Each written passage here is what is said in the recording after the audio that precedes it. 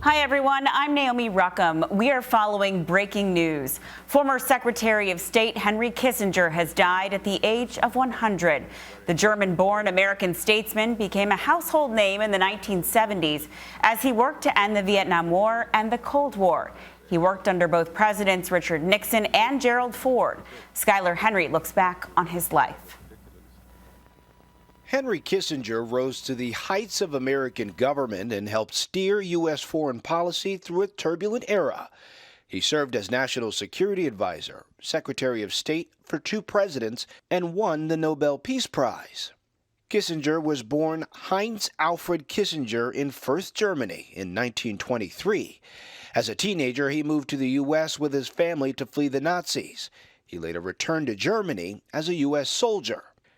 After World War II, Kissinger went to Harvard, first as a student, then as a professor of government.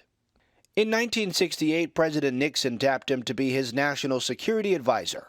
In that role, Kissinger instituted the policy of détente to ease tensions with the Soviet Union. He also secretly traveled to China to foster a new U.S. relationship. The result was an historic 1972 summit that ended more than 2 decades of hostility between the two countries. A year later, Egypt and Syria launched a surprise attack on Israel.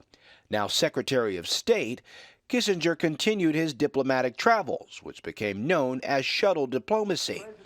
He personally met with various leaders in the Middle East and helped negotiate an end to the Yom Kippur War. In no area of the world is it more difficult to promote a just and lasting peace.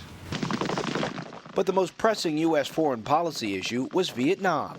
In 1970, Kissinger began secret negotiations with the North Vietnamese, hoping to end U.S. involvement in the war. We have brought them to this point with considerable difficulty and with considerable anguish. The brokered deal earned Kissinger and the North Vietnamese leader the 1973 Nobel Peace Prize.